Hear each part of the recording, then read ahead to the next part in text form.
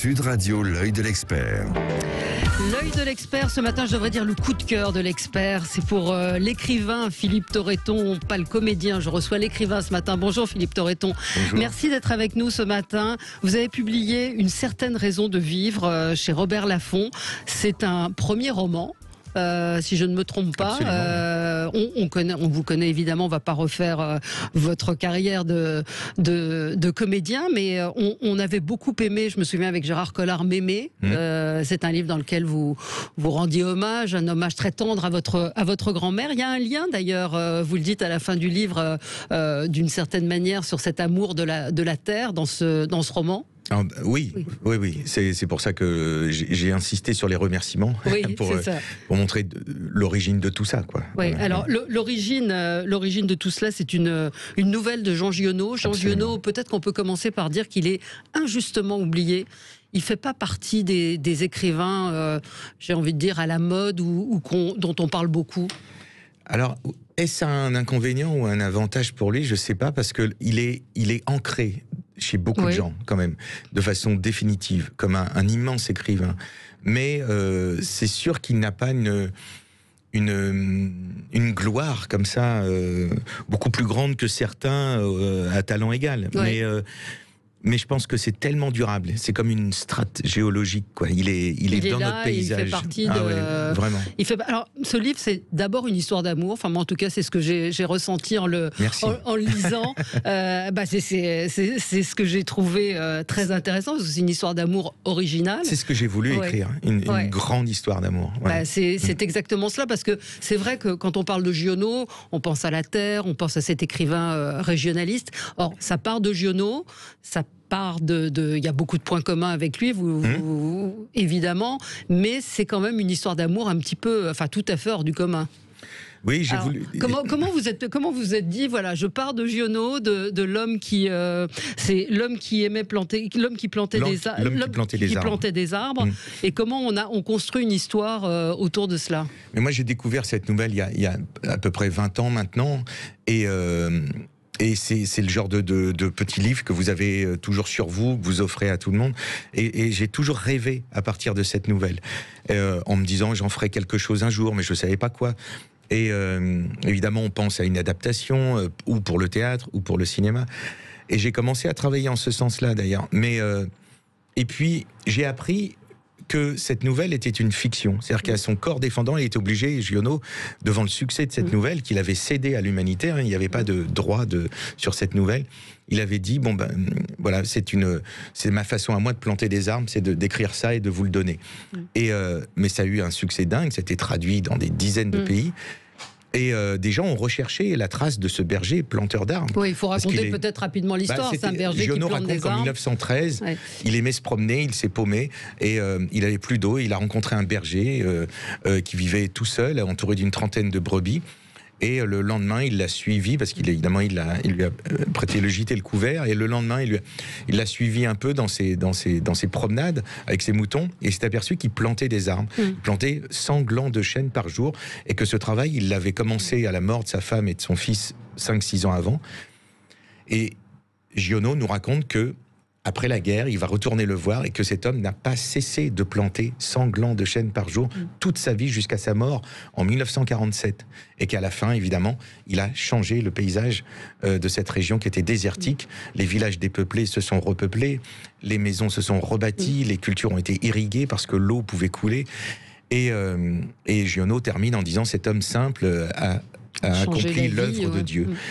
Et changer la vie changer la vie des gens avec les arbres. Donc c'était un manifeste écologiste bien avant l'heure. Bien avant l'heure, et qui sert d'ailleurs, qui est une bible écologique pour plein de militants à travers le monde. Et donc, quand j'ai appris que c'était une fiction, cette nouvelle, que Giono n'avait pas vraiment rencontré Elzéar Bouffier, le nom du berger, je me suis dit, bon, celui qui nous la raconte, cette histoire, n'est pas forcément Giono. Ouais. Donc j'ai imaginé ce qui se passait avant. De l'homme qui a vu l'homme qui plantait des arbres. Voilà, alors, cette histoire d'amour, il faut quand même en parler. Votre personnage est tout à fait étonnant. Il est un peu dans la lune, il est toujours un peu absent parce qu'il faut dire qu'il a vécu la guerre. On parle des gueules cassées. Là, c'est une gueule cassée de l'intérieur. C'est un type qui a laissé une partie de lui sur le champ de bataille. Et il pense que, on pense que l'amour peut le sauver. Et c'est plus compliqué que ça. Ouais. C'est un de ses points communs avec Giono, c'est qu'il a fait la guerre comme Giono et qu'il en sort indemne comme Giono, mais fortement traumatisé comme Giono aussi. Ouais. Ce qui vaudra à Giono des positions pacifistes qui seront très très dures à tenir pendant la Seconde Guerre mondiale. Mais donc oui, j'ai voulu que finalement au sortir de cette guerre terrible pour lui et pour des millions d'êtres humains, la vie s'ouvre au contraire, lui sourit. C'est-à-dire que très vite, il réintègre son petit travail d'archiviste dans une banque à Paris, au comptoir national d'escompte, qui deviendra plus tard la BNP, et il se trouve, il rencontre Alice, qui n'est autre que la fille du directeur de cette banque. Et donc tout s'ouvre. C'est-à-dire qu'en quelques mois, il passe d'archiviste inconnu à gendre d'une des plus grosses fortunes de l'entre-deux-guerres, et avec surtout cet amour fou qui les lie. Et en fait, la guerre le ramène en arrière, le tire en arrière. Il n'a aucune possibilité de vivre ça simplement. Et comme il dira plus tard à Alice, j'ai toujours l'impression que la vie se passe dans la pièce d'à côté. Je vous entends parler, je vois vos lèvres et tout, mais je n'y arrive pas. Et donc c'est ça qui va rendre le parcours compliqué. Compliqué, une sorte d'amour à l'envers en plus, parce qu'ils vont s'éloigner, ils commencent par se marier, et puis devenir amant et maîtresse. On va pas. Alors, je dois dire, ça m'a fait penser à Zola. Je vous l'ai dit quand vous êtes arrivé. Il y a un côté. Non, mais il y a ce souci de la description. C'est très cinématographique. C'est comme les écrivains naturalistes qui décrivaient au plus près. Et on voit les scènes, on voit les personnages, on les imagine. Et vous avez une plume d'écrivain, on peut le dire. Merci. Mais c'est difficile d'être comédien et de faire oublier cela, où aujourd'hui ça commence quand même à... Ça commence, mais c'est sûr que dans la tête de pas mal de gens, je suis un acteur qui écrit. Ouais. Mais là, ce roman est en train de faire un peu basculer les choses. C'est très puissant, c'est une écriture puissante, une écriture, encore une fois, qui est très imagée. Et c'est ce qui nous porte dans le livre, hein, c'est ce souffle... Ce que je crois, c'est que je ne décris que ce que voient mes personnages. Absolument. C'est-à-dire que je n'encombre pas le lecteur d'une description. Je pense que on a le souvenir de ces grandes œuvres où le cinéma n'existait pas. Donc il fallait bien que l'auteur nous plante le décor, nous montre Victor Hugo avec Notre-Dame de Paris, etc. Ouais. Toutes ces pages descriptives, c'était du cinéma. Absolument. Mais maintenant, on peut plus écrire comme ça. Maintenant, depuis que le cinéma est là, depuis que on peut voir tout ce qu'on veut sur nos smartphones, etc. Donc moi, je ne décris que ce que voient et j'ai une écriture, en fait, je la qualifie maintenant à force de retour, mais à hauteur de personnage. C'est-à-dire que je n'en sais pas plus que... Je suis un témoin privilégié. C'est pour ça qu'on rentre, on participe à l'histoire. Vous écrivez depuis longtemps, quand vous étiez enfant ou plus adolescent. Non, enfin. Comment ça vous est venu l'envie d'écrire? C'est le théâtre, c'est l'oralité en fait. Je crois avoir commencé à écrire des petites choses dès la première année où j'ai fait du théâtre. J'étais au collège, mais avant, non. L'écriture était pour moi compliquée. J'étais pas très bon en français, c'est un euphémisme. Et donc, j'étais paralysé. C'est-à-dire, écrire quelque chose à quelqu'un, j'étais sûr qu'on allait s'arrêter sur mes fautes et pas sur ce que je voulais dire. Donc, je n'écrivais jamais. Et finalement, le théâtre m'a permis de me désangoisser, d'apprendre des phrases par cœur, des phrases des autres, des belles phrases. Ça vous réconforte et vous augmentez votre vocabulaire. Et puis vous vous améliorez évidemment à l'écrit. Et voilà, il y a un chemin d'écriture qui est vraiment lié à l'oralité. C'est pour ça que je milite beaucoup pour l'oralité à l'école. Parce que apprendre le français par l'oral, oui, bien sûr. Vous aimez bien les mots un peu désuets aussi. Il y a des mots dont même moi j'ignorais le sens. L'époque de mon histoire s'y prêtait, y compris dans le langage des poilus, des bergers de Provence aussi.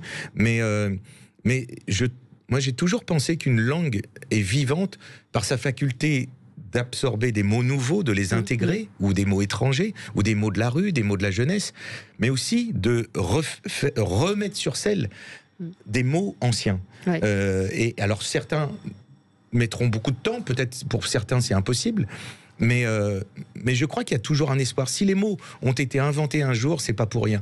Donc, c'est comme les braises, parfois vous soufflez un peu dessus et le feu repart. Et ben, je fais ça avec les mots aussi. Vous écrivez quand, comment? Parce que vous êtes très, très occupé. Oui, partout, tout le temps, dans les trains, dans les hôtels, chez moi. Là, le confinement m'a un peu aidé quand même. Mais c'est sûr que je vole du temps où je peux.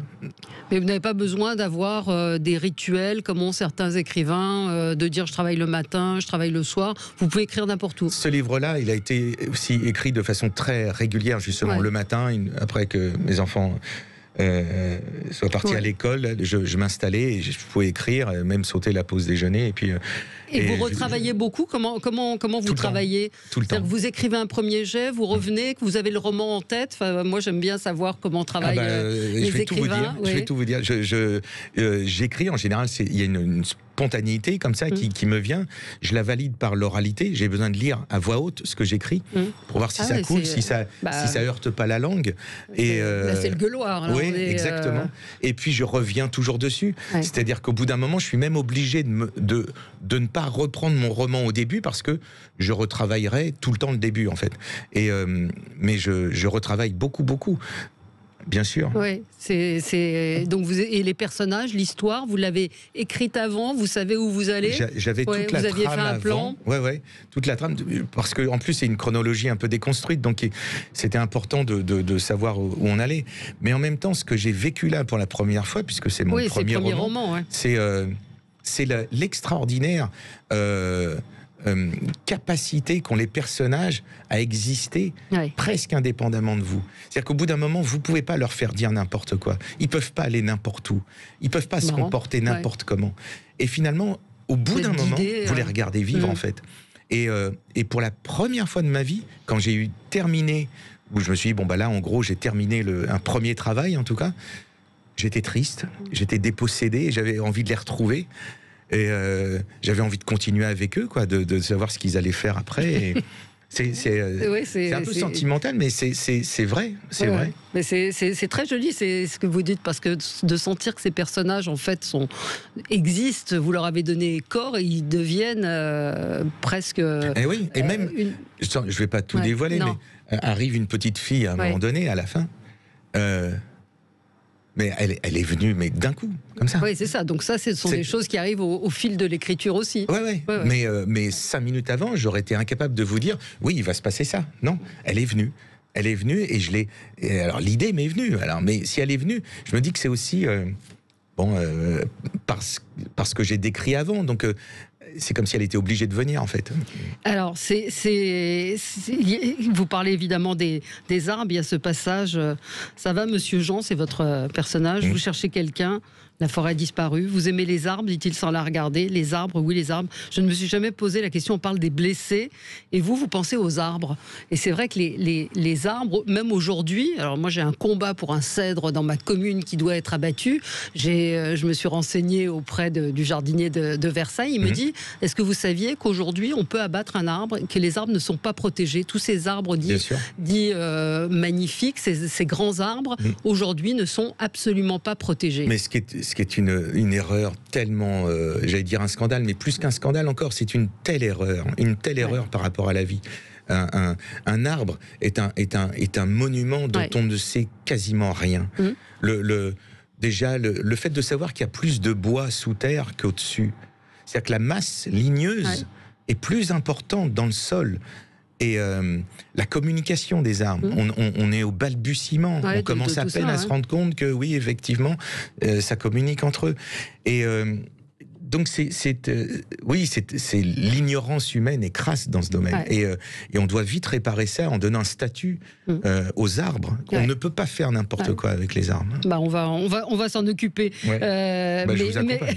Absolument. Louise Lou nous dit Giono, un panthéiste qui faisait corps avec la nature, un des écrivains français les plus inspirés, avec 3 petits cœurs. Effectivement, vous lui rendez hommage dans les remerciements. La fille de Giono a lu le. Bien sûr. C'est sa fille ou sa petite fille? Non, c'est sa fille, Sylvie Durbé Giono. Et je lui avais évidemment envoyé le roman. Je lui avais demandé aussi l'autorisation, même si elle m'a répondu très gentiment. Vous n'aviez pas à me la demander, mais je vous l'accorde avec plaisir. Et elle m'a dit que, après l'avoir lu, que son père aurait été ravi de cette histoire, et ça m'a ému. Franchement, un livre qui vous prenez le lecteur par la main. Ça parle de la guerre, évidemment, ça parle des 2 guerres, mais c'est surtout les personnages qui sont d'une réalité, d'une puissance incroyable. Et cette histoire d'amour, c'est vraiment le cœur du roman. Donc ça fait très plaisir parce que beaucoup de gens me disent vous êtes obsédé par la guerre. Non, je suis obsédé par l'amour, par les plantes, par Giono, par tous ces personnages-là. C'est au travers de cette histoire d'amour que vous parlez de la guerre. Exactement. et de l'impact que ça a pu avoir sur certains. La guerre est une toile de fond, mais c'est pas du tout l'objet. Une certaine raison de vivre, c'est chez Robert Laffont. Allez-y, je vous garantis que vous passerez un très bon moment. Merci beaucoup Philippe Torreton d'être venu sur Sud Radio ce matin, et on se retrouve nous dans un instant pour commenter, mais non pas commander, une actualité beaucoup moins drôle. À tout de suite.